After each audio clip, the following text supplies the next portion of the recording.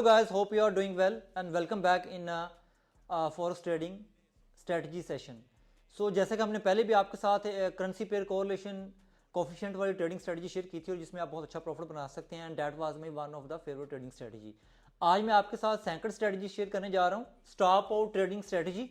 इस स्ट्रेटजी पे भी आप अगर डिसिप्लिन के साथ और अच्छी इक्विटी के साथ काम करते हैं तो बहुत अच्छा प्रॉफिट बना सकते हैं.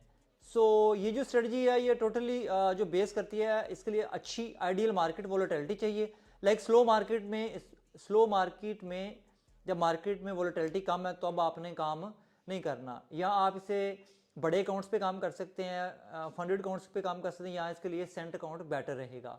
सो let's move on our trading strategy, stop out trading strategy.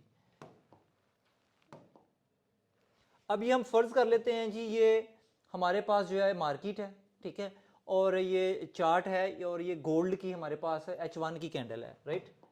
और ये इसकी अज्यूम कर लेते हैं फॉर योर अंडरस्टैंडिंग ये 1.2700 जो है इसकी प्राइस है हाई और 126.98 है, यानी 2698 इसकी लो है इस कैंडल का. अब जो स्ट्रेटजी है ये बेसिकली वर्क किस तरह से करेगी.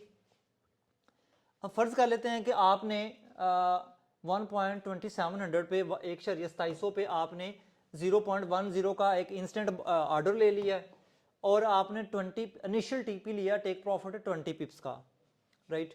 अभी हम फर्ज कर लेते हैं अगर तो ये टेक प्रॉफिट टीपी हो जाता है तो आप अगेन दोबारा से ट्रेंड को देखते हुए ट्रेड ले सकते हैं.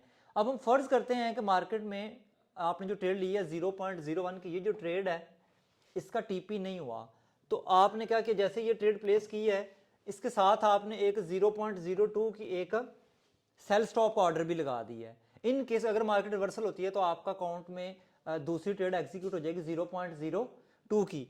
ऐसी सिचुएशन में अगर आपका सेकंड ऑर्डर भी हिट हो जाता है 0.02 का तो आपने क्या करना है, ब्रेक इवन करना है एंड 10 पिप्स टेक प्रॉफिट ले लेना है, यानी जो भी उसकी वैल्यू है जहां पे आपका ये 1.2698 पे जो ऑर्डर एक्टिव हुआ है यहां से आपने इसको ब्रेक इवन कर लेना है और इसके बाद आपने 10 पिप्स का या 5 पिप का टेक प्रॉफिट ले सकते हैं according to your own requirements. अब अगर इसी तरह से टीपी हो जाता है, टेक प्रॉफिट हो जाता है तो आप दोबारा से अकॉर्डिंग टू ट्रेंड इसी सीक्वेंस को फॉलो कर सकते हैं. एंड लेट्स अज्यूम कि टीपी अभी इस ट्रेड का भी टीपी हिट नहीं होता तो हम क्या करते हैं, जैसे हमारी ये सैंकर ट्रेड जो है सैंकर ट्रेड हमारी एक्टिव हुई है तो हमने साथ ही एक और ट्रेड 0.04 की बाय स्टॉप का ऑर्डर ले लिया है, राइट. अब हम ये अज्यूम कर लेते हैं कि ये ऑर्डर एक्टिव हुआ, मार्केट इस ऑर्डर को पिक करके वापस बाय में चले जाती है, ठीक है. ऐसी सिचुएशन में हम क्या करेंगे, अगेन इन दोनों ट्रेड्स को जो है यानी ओवरऑल सारी ट्रेड्स को मिला के हम ब्रेक इवन करेंगे एंड 10 पिप्स का टीपी कर लेंगे, राइट. अगर हमारा थर्ड ऑर्डर भी एक्टिव हो जाता है तो in this case overall volume of buy is 0.05 यानी 0.04 एंड 0.01. ओवरऑल जो हमारे पास बाय का वॉल्यूम है वो है 0.04 और सेल का वॉल्यूम हमारे पास 0.02 है. नेट जो डिफरेंस आ रहा है वॉल्यूम का वो है हमारे पास 0.03.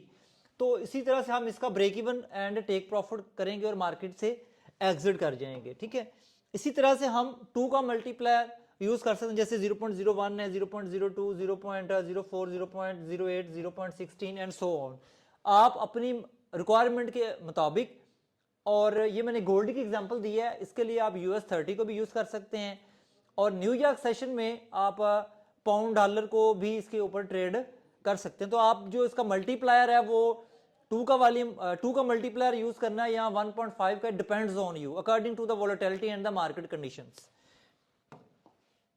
अब हम नेक्स्ट बात करते हैं कि आपने 0.0 जो 4 है इसका ऑर्डर ले लिया और अगर फर्ज किया कि मार्केट में टीपी नहीं होता और मार्केट यहां से वापस आ जाती है, इन दिस केस हम क्या करेंगे, यहां पे एक पेंडिंग ऑर्डर प्लेस कर देंगे 0.08 का सेल स्टॉप, और फर्ज किया कि ये ऑर्डर भी एक्टिव हो जाता है तो ऐसी सिचुएशन में हमारे पास जो सेल का टोटल वॉल्यूम होगा 0.10 होगा और बाय का जो वॉल्यूम है वो हमारे पास 0.05. तो हमारे पास जो नेट डिफरेंस आ रहा है वो होगा 0.05 का, राइट.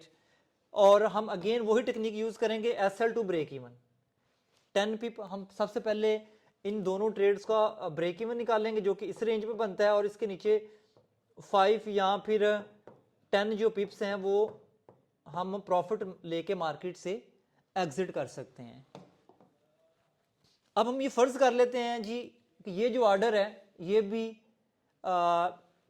एक्टिव हुआ है लेकिन मार्केट में टेक प्रॉफिट नहीं आया और मार्केट अगेन यहाँ से अगर रिवर्सल करती है, ऐसी सिचुएशन में हम क्या करेंगे, दोबारा से 0.16 का हम बाय स्टॉप ले लेंगे, ठीक है। और ऐसी सिचुएशन में हम क्या करेंगे, again SL to break even plus 10 pip कर लेंगे, ठीक है। अगर ये हमारा ऑर्डर एक्टिव हो जाए तो ऐसी सिचुएशन में हमारे पास जो टोटल बाय का वॉल्यूम है 0.21 का है और जो सेल का वॉल्यूम है हमारे पास वो है 0.10, जो नेट डिफरेंस आ रहा है वो 0.11 का आ रहा है, ठीक है। तो इसी सीक्वेंस को हम जो है वो रिपीट करते रहेंगे और ये जो वॉल्यूम है इसको आप सीक्वेंस के साथ रिपीट करेंगे तो मोस्टली इसमें ये होता है कि थर्ड या फोर्थ लेयर में आप मार्केट से एग्जिट कर जाते हैं। ये बहुत कामयाब ट्रेडिंग स्ट्रेटजी है और ख़ासतौर पे उन लोगों के लिए है जिनको टेक्निकल्स का बिल्कुल आइडिया नहीं है, फंडामेंट्स का भी बिल्कुल आइडिया नहीं है, बिल्कुल नए हैं, ठीक है, और वो चाहते हैं कि वो एक रीजनेबल परसेंटेज के साथ ग्रो करना चाहते हैं, ठीक है। तो उनके लिए उनको ये स्ट्रेटजी रिकमेंडेड है।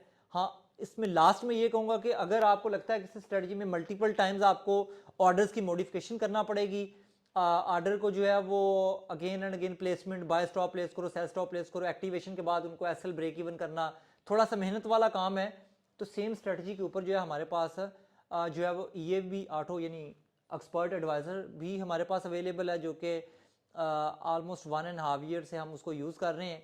तो अगर आप स्टॉप आउट स्ट्रेटजी के ऊपर ये ट्राई करना चाहें तो उसके लिए भी आप कमेंट सेक्शन में हमसे कॉन्टैक्ट कर सकते हैं। And thank you very much for watching this video and keep follow me for more educational and informative content.